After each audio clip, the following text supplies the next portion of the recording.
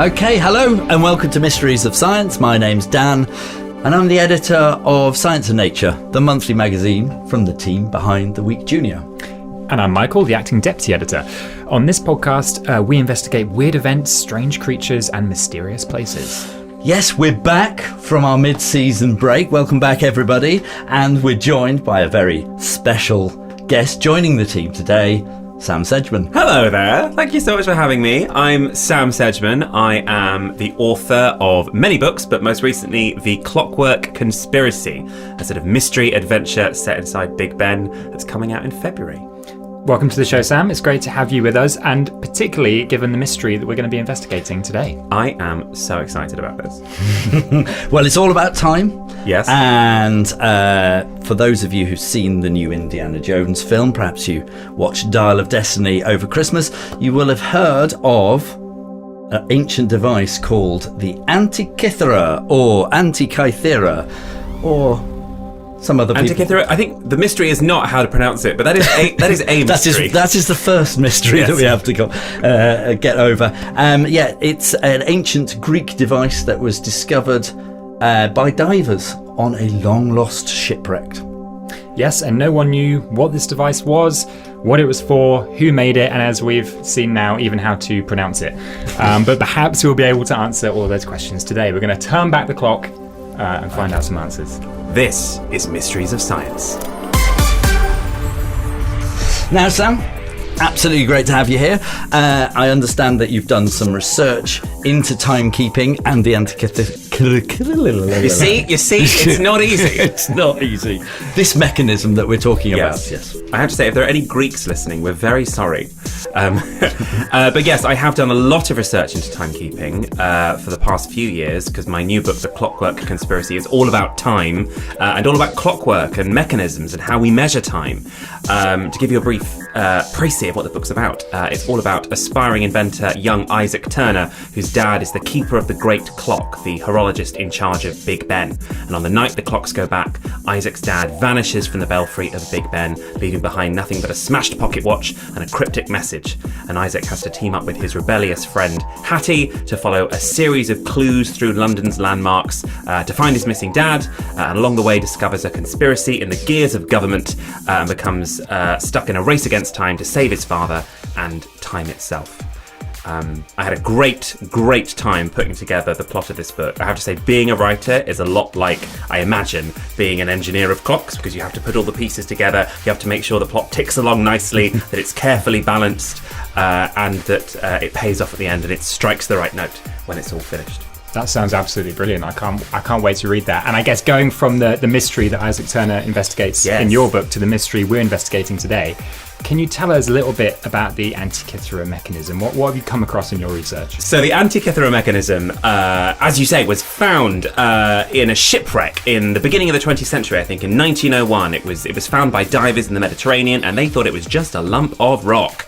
But it turned out in the 1950s, they x-rayed it, and it seemed to have lots of cogs and gears hidden inside it. And all the scientists at the time were like, well, that's obviously not from ancient Greece, because ancient Greece didn't have cogs and gears. They couldn't have made anything this intricate. This must have just coincidentally been in this shipwreck, dropped off another ship or something. That was the leading theory for a long time, that two ships had wrecked in the same place.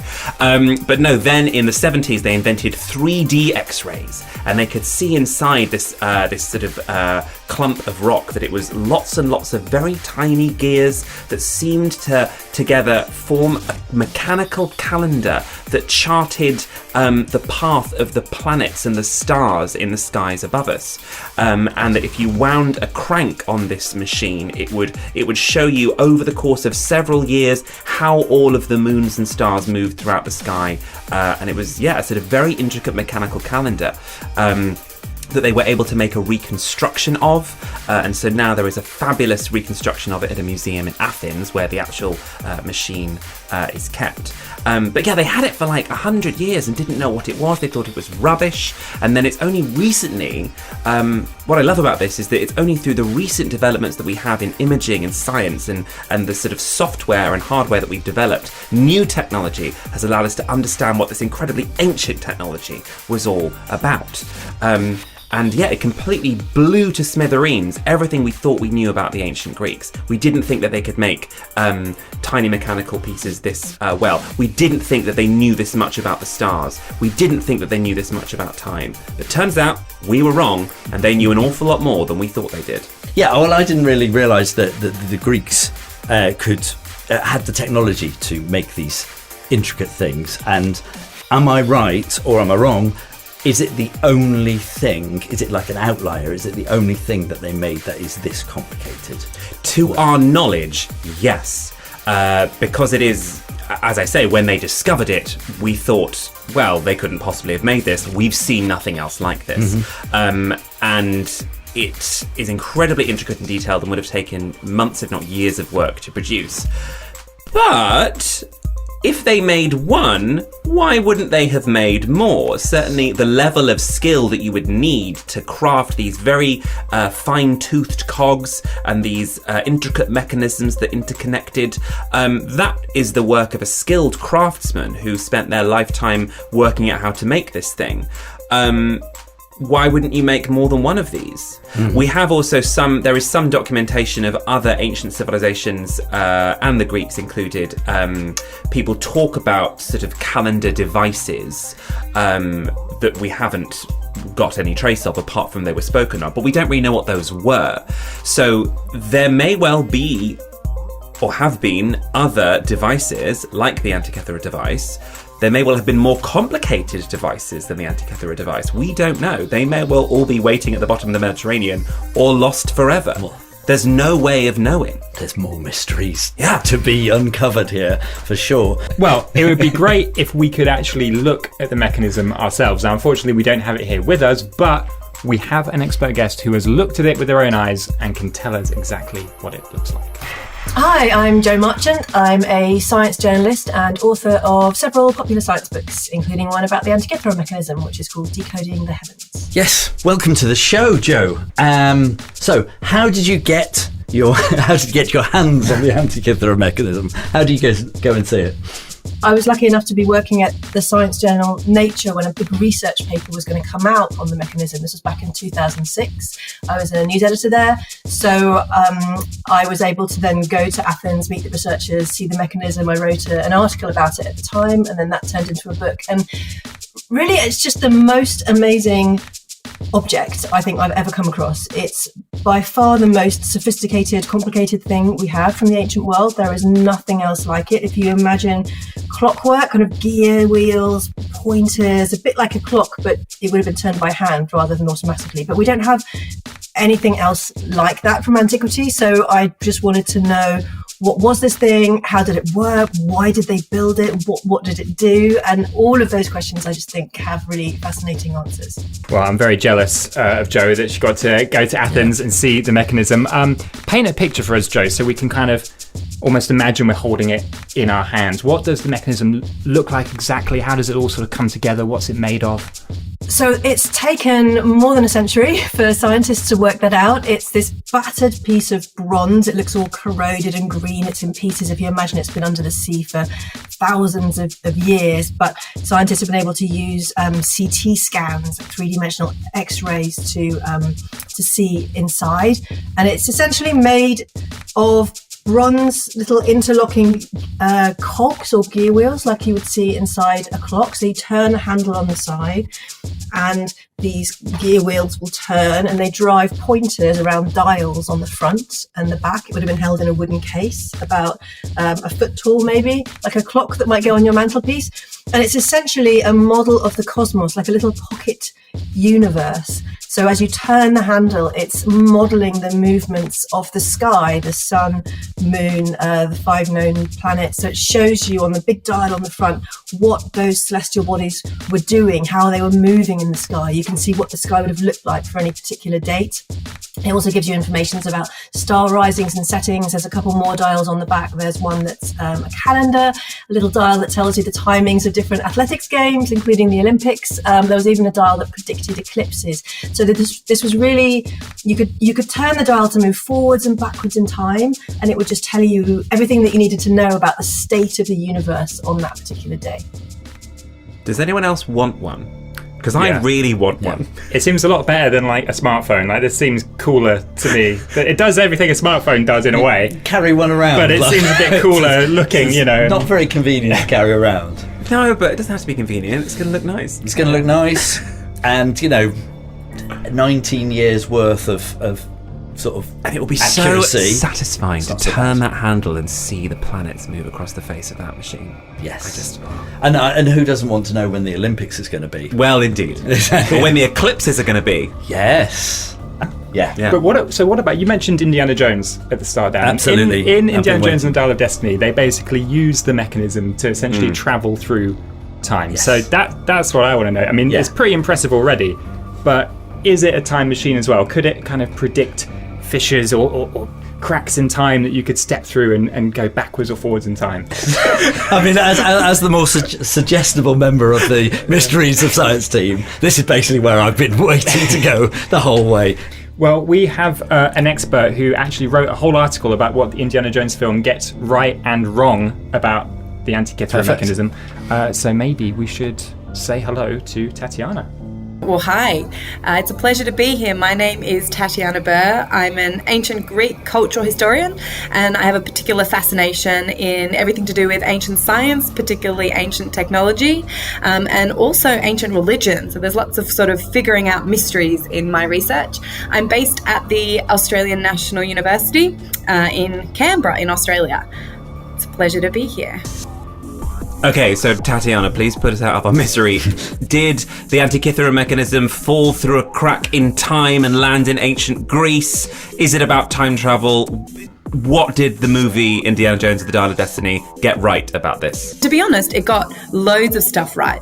I think you'd walk away from the film and you'd realize accurately that this is an object that we have in fragments, right, in pieces. And that's part of the film, finding the fragments to be able to put it together so that it works. You also, I think, get a sense of the fact that this is an object that has some kind of relation to underwater archaeology. So you got that brilliant scene where they go down and they dive. And in fact, this was an object found in a shipwreck, and underwater archaeology has played a really important part in the story of this object. Okay, let's just clear this up once and for all. Let's get right to the heart of it. Is it a time machine? It's not. Well, who knows? Maybe in someone's science fiction mind in antiquity. But no, we don't think so. And another thing that, this is also artistic license, is it's very much tied in the movie to Archimedes, to the figure of Archimedes, right? The sense that we get is that Archimedes literally built this object, put it together. And although certain scholars do think that maybe Archimedes and his tradition and the scientific knowledge that he had and that he passed on and that he was that was current in the 3rd century BCE and then onwards certainly contributed to the science that made the mechanism. It's just not, as attached to this figure of Archimedes as the movie portrays. For one, it was probably, it was probably a bit later in construction, and in general, I think we need to think, this probably goes for ancient science and modern science, think away from sort of individual inventors being at the source of an object and the only kind of person who contributed to this, to the making and conceiving of this mechanism. So it's not a time machine then. That's very disappointing. But it's interesting what Tatiana says about it not having a sole inventor and it not necessarily being Archimedes. So who did make it? And maybe Joe can help us out. Yeah, we don't know for sure who made or invented the mechanism. There are some different figures who've been implicated. For this particular device, there's actually more evidence leading us towards Rhodes.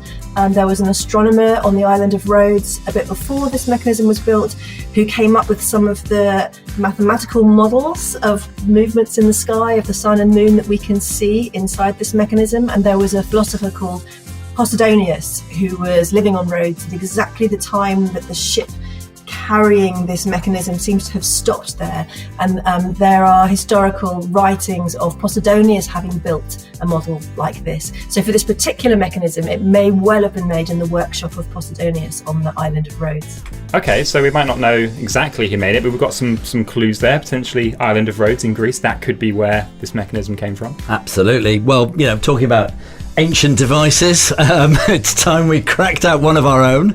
This one is our super sophisticated, crazy, how did they build it? Who knows who built it? Mysteryometer. Yes. I've heard a great deal about this mysteryometer. Do I finally get to press the button on it? You finally get to crank it up, turn the handle. It is a machine which tells us how close we are to solving the mystery. So it's got a scale from 0 to 100. 100 is that the mystery is the case is closed. Okay. The mystery is solved. And 0 is we still have so much more to find out. So it measures solvedness. Solvedness. Sure, yes, okay. yes, The higher exactly. the number, the more technical term. solvedness we have. Exactly. Well, as a writer, as a mystery writer, I'm always asking myself, what is the mystery? Where is the story? And though I find this mechanism itself particularly interesting, for me the story is more wide. It's about what else we don't know about ancient Greece. Like, for years we thought this couldn't possibly have come from the ancient Greeks. And I think we haven't got that high up the mysteryometer. I think I'm going to say 12. 12 Shock. out of 100. We don't know who made this. Yes. We don't know if there are any others like it. We don't know what other kind of technology they had that we haven't recovered yet. There are so many more things that we don't know here. This is fantastic. I'm going to give it a 12. I think there's plenty of mystery left to plumb the depths of here. Excellent. That's brilliant. That is really good. So what you're saying is that the mystery is not necessarily what the device is. No. It's what it represents. What it's for. Who made it. And Who why planned did they make it? Why? And how long did it take them to make it? And who did they make it for? And where was it used? And who used it? Wow. Right, so at 12, we've got a long way to go before the solvedness reaches 100. Solvedness is how I'm going to describe the mystery. We have a new term. A measure Yeah. of solvedness. Is, Excellent. But what do our other guests think? I wonder, they agree with Sam, 12, or would they go a little bit higher? Let's hear from them. That's such a great, I love this. I'm going to employ this in my own academic pursuits. Gosh, I think we're sitting probably at a kind of 70, 75. I think we've come so far. There's so much from such little, little fragments of evidence of corroded bronze that we've been able to put together, that scholars have been able to put together. But I still think that there's amazing work that can be done, particularly on the kind of cultural value of this object. So unpacking the cultural and the history behind it alongside the science, putting those two things in conversation. Oh, that's an interesting question. I think when it was first discovered, I would have had this very close to 0 because it was like nothing that anyone had seen before. There were all these theories flying around. People couldn't even agree on whether it was really ancient. Some people thought it was a hoax or it was a modern thing dropped on the wreck site by chance. There's been several theories that it was actually built by aliens and it was used to help them navigate their spaceships. So that is how far outside of what we would expect this thing was. Nobody knew what it did. Nobody knew who built it. Now I think we're maybe more up towards like 70 or 80. So we know pretty much what this thing was, roughly where and when it came from. It does fit with other information that we have about the kind of astronomy that when people were doing at the time, but we don't really know exactly who made it, and we don't really know exactly why. Okay, so there's a range of answers there. That's a really polite way of saying that they wildly disagreed with me. Yes. But I think that they were probably answering the question, how much do we understand about the mechanism itself and how much we've learnt, whilst you're pointing out that there are many more mysteries that still remain unsolved, which is good. Yeah. We like to see our way forward to more mysteries that we can solve. As a mystery author, I'm just happy to see more mysteries in the world. Absolutely. Now, like me, if you're actually disappointed that it isn't a time machine, or unlikely to be a time machine, then don't worry, because we have news of a very exciting project for you. Yes, Mysteries of Science is teaming up with our podcast partners Fun Kids for a very special project to celebrate the leap year called Time Machine. So this year is a leap It's year. a leap year. We have one more day than we did last year on the 29th of February. And so to celebrate, we're putting together a time capsule which we will hand over to We the Curious Museum in Bristol, where it will be safely locked away to be opened in the future. We are asking you to send a message to the future. You, our listeners.